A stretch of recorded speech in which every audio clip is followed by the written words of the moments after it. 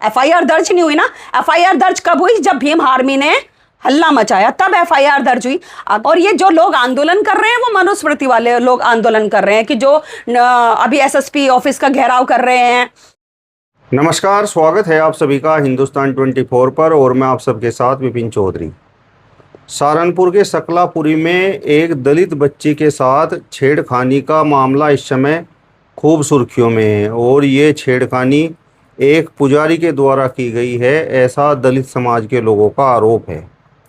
अब पुजारी के द्वारा जिस तरीके से इस छेड़खानी की घटना को अंजाम दिया गया तो इसको लेकर भीम आर्मी ने अपना मोर्चा खोल दिया।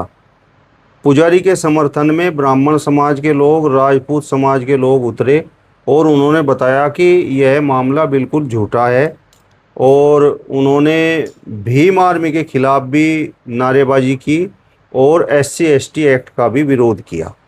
आज इस पूरे विषय पर हम बात करेंगे और बातचीत करने के लिए आज हमारे साथ मशहूर अभिनेत्री उर्मिला सनावर जी मौजूद हैं। उर्मिला जी, बहुत बहुत स्वागत है आपका हिंदुस्तान 24 पर। जिस तरीके की ये घटना सहारनपुर में घटी है, एक दलित बच्ची के साथ छेड़खानी हुई है और इस घटना को अंजाम एक पुजारी ने दिया है, ऐसा आरोप दलित समाज के लोगों का है, तो इस पर आप क्या कहेंगे? देखिए, आप ये जो कह रहे हैं कि उनका आरोप है या प्रत्यारोप है, जो भी है वो तो वो बच्ची बता सकती है। जो बच्ची के बयान के बाद ही वो एफआईआर दर्ज हुई और उसके ऊपर SC/ST लगी।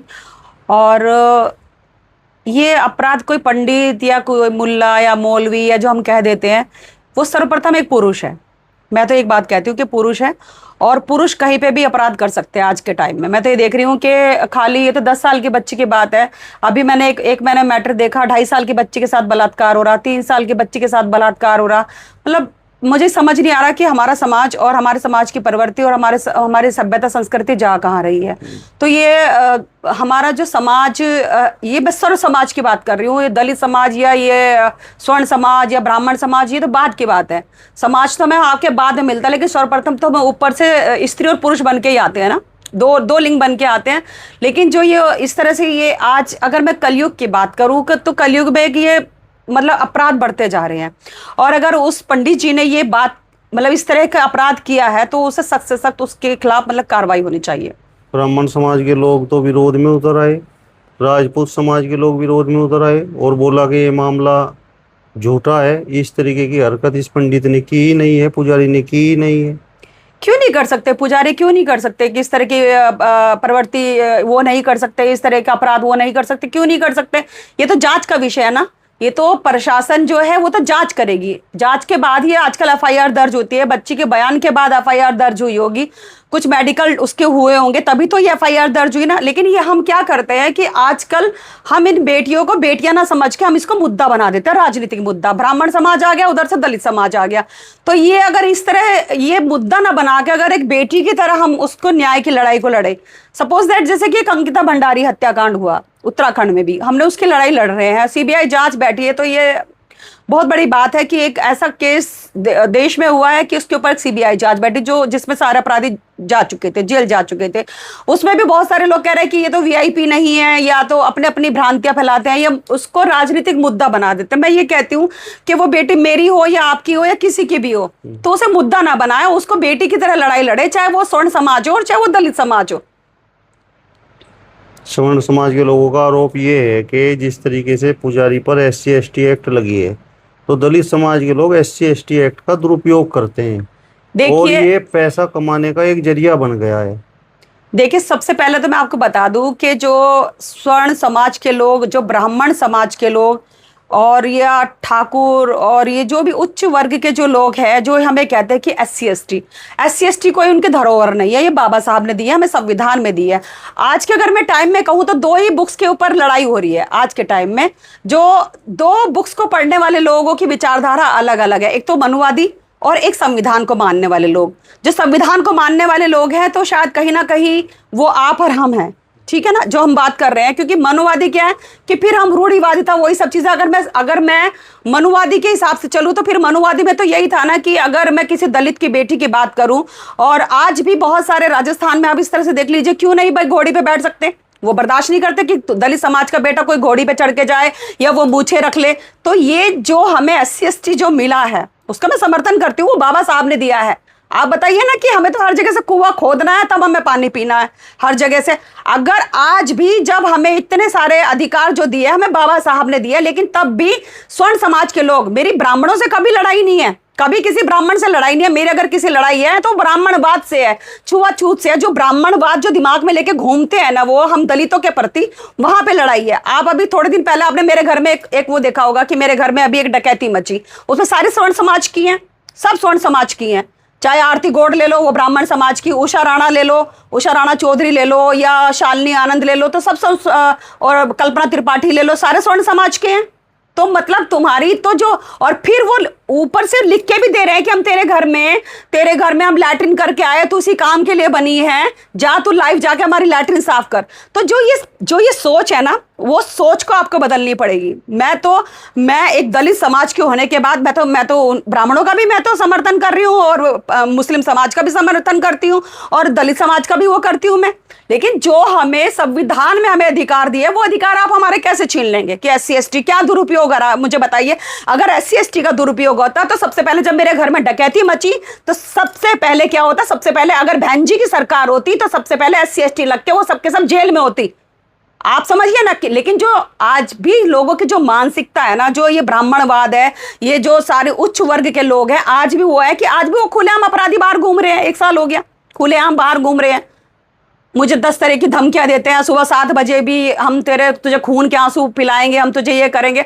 आप देखो ना कि अगर जो उच्च पदों पर जो आसीन बैठे हैं, जो स्वर्ण समाज के लोग जो आसीन बैठे हैं, वो हमारी कहीं सुनवाई नहीं कर रहे हैं। उनको चौकी थाने में बिठा के आप उन्हें कोल्ड ड्रिंक पिला रहे, समोसे खिला रहे हो, तो ये दलित बेटी का क्या अत्याचार नहीं हो रहा है?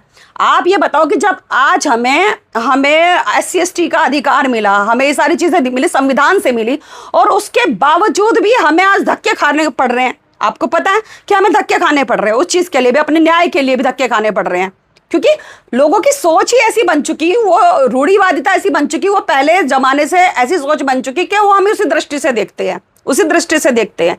आप मुझे बताइए, क्या मैं डिजर्व नहीं करती हर चीज के लिए? मैं मुंबई जैसी इस नगरी में मैं काम कर चुकी, मैं लगातार काम कर चुकी, तो वहां तो मैं SC ST के दायरे में नहीं आती। वहां तो मैं ऑडिशन दूंगी, अगर मैं परफेक्ट एक्ट्रेस हूं, मेरी बॉडी लैंग्वेज, मेरी वॉइस एंड स्पीच मेरी अच्छी होगी, तो मुझे काम मिलेगा।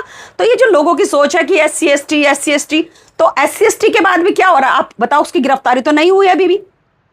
जिस तरीके से ये प्रदर्शन हुआ, ब्राह्मण समाज के लोगों ने किया, राजपूत समाज के लोगों ने किया, और सभी मंदिरों पर ताले लटके रहे, सभी पुजारियों ने विरोध किया, तो इस विरोध को लेकर आप क्या कहेंगे? देखिए, विरोध जो सारे के सारे, मैंने क्या कहा, वही ब्राह्मणवाद तो कूट कूट के भरी है ना। ब्राह्मण कुछ लोग ऐसे हैं जो रूढ़िवाद है। मैंने कहा ना कि 2 तरह के लोग होते हैं, एक संविधान को मानने वाले लोग और एक मनुस्मृति को मानने वाले लोग, कि महिलाएं खुल के नहीं जी सकती, महिलाओं को सती प्रथा हो जाना चाहिए, महिलाओं को घर से बाहर नहीं निकलना चाहिए, महिलाएं पैर की जूती होती हैं, तो वो मनुवादी लोग हैं। लेकिन अगर मैं कहूं, अगर मैं आपके समक्ष बैठ के मैं बात कर रही हूं आज, मेरे से आप इसके बारे में विचार जानना चाह रहे, तो किसकी वजह से आज मैं समस्त ब्राह्मणों को कहूंगी कि माँ सावित्रीबाई अगर फूले ना होती तो ब्राह्मणों को पढ़ने का, उनकी बेटियों को, उनकी बहुओं का अधिकार कहां से होता? आज मैं मुस्लिम समाज का भी मैं समर्थन करती हूँ। अगर फातिमा शेख ना होती, पहले स्कूल की स्थापना जब उनको घर से बाहर निकाल दिया गया, माँ सावित्रीबाई फूले को और ज्योतिबा फूले को घर से बाहर निकाल दिया गया, तो फातिमा शेख के पास आकर रहे वो, और ब्राह्मण और ये बनिए ब्राह्मण जितने भी और राजपूत, उनकी सबके बच्चियों को पढ़ाते थे, और उसके बाद वो गोबर मारते थे, कीचड़ मारते थे। उनका कहना क्या था सावित्रीबाई फूले का, कि जब तक मेरे पास दूसरी साड़ी है, जब तक मैं बच्चों को पढ़ाती रहूंगी। आज लेकिन कुछ लोग जो रूढ़िवादी लोग हैं, वो मनुवादी लोग, वो उसी हिसाब से चल रहे हैं, वो संविधान को मानते नहीं, उनको हिसाब से संविधान कोई पुस्तक नहीं है, उनको हिंदू राष्ट्र बनाना है, और अभी 2027 का चुनाव आ रहा है, तो उनको चुनाव के लिए कोई मुद्दा चाहिए। दलित समाज के लोगों से जब भी हमारी बात होती है तो वो बहुत पुराना इतिहास बताते हैं, और अक्सर पानी को लेकर और कुओं को लेकर बात करते हैं। लेकिन जो स्वर्ण समाज के लोग हैं, वो ये बोलते हैं कि अगर इन्हें पानी ना पीने दिया गया होता तो फिर ये जीवित कैसे रहे? मैंने क्या कहा आपको कि पानी ना पीने दिया? हम तो स्वयं कुआं खोद के पानी पी रहे हैं ना। चाहे वो नमक आंदोलन की बात कर लो या बाबा साहब की बात कर लो, हमारे लिए इतने आंदोलन करे, या वोट देने का अधिकार कह लो, सारी चीजें हमें तो बाबा साहब की वजह से मिली ना, तो उसके पहले तो हम झाड़ू पोछा बर्तन नहीं करते थे हम। मैं तो खुल के कह रही हूँ आपके चैनल के माध्यम से कि पहले अगर कोई ब्याली जाती थी, कोई दलित समाज की ब्याली होती थी, तो पहले उसे ठाकुरों के ना होता था। आपको पता ना कि हमने तो वो चीज देखी। तो वो लड़ाई हमारे लिए किसने लड़ी? सावित्रीबाई फुले ने लड़ी, बाबा साहब ने लड़ी। आज मैं खुल के अगर मैं बोल रही हूँ, या आज महिला बिल बोर्ड की बात भी कर ले, हम किसी की भी कह ले, तो ये सारे के सारे जो अधिकार मिले हमें संविधान से मिले भाई, वो मनुस्मृति से नहीं मिले, वो मनुस्मृति से नहीं मिले। और ये जो लोग आंदोलन कर रहे हैं वो मनुस्मृति वाले लोग आंदोलन कर रहे हैं, कि जो अभी एसएसपी ऑफिस का घेराव कर रहे हैं, मतलब बिना मतलब में आप प्रशासन को परेशान कर रहे हैं।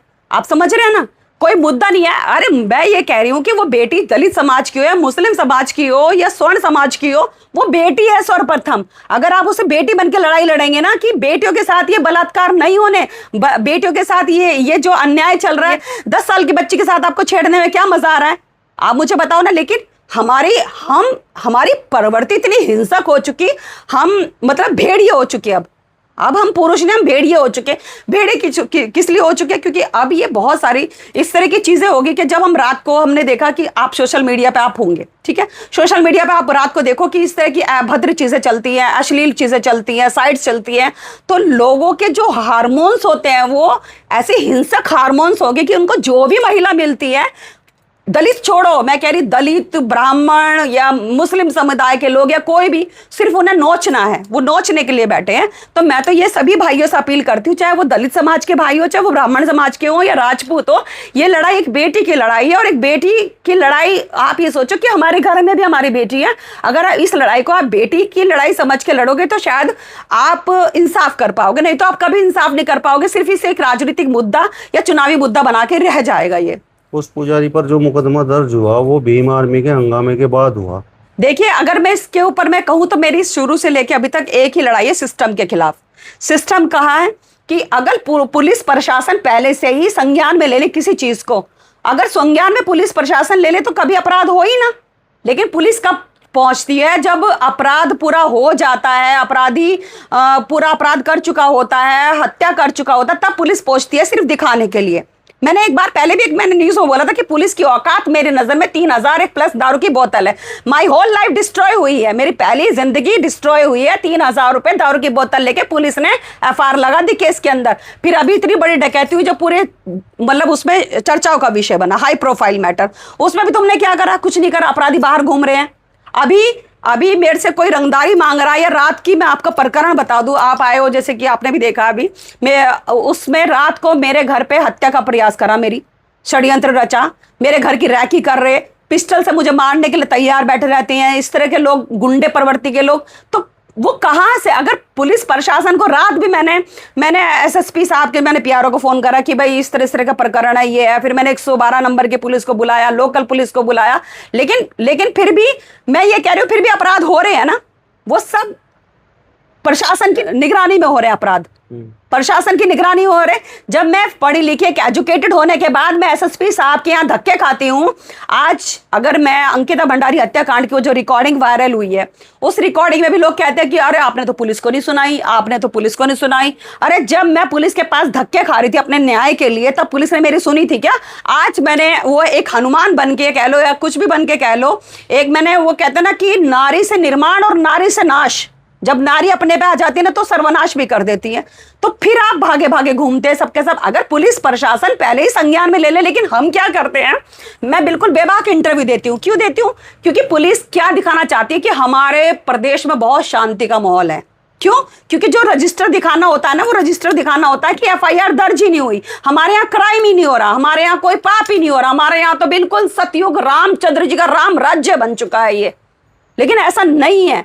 आप समझो ना कि मतलब छोटे छोटे बच्चों के साथ आपको शर्म नहीं आ रही। आप छोटे छोटे 2.5 साल के बच्चे के साथ, 3 साल के बच्चे के साथ, 10 साल के बच्चे के साथ, अरे कितने इमोशंस होते हैं, कितनी फीलिंग्स होती है जब एक माँ बाप एक बच्चे को पैदा करता है।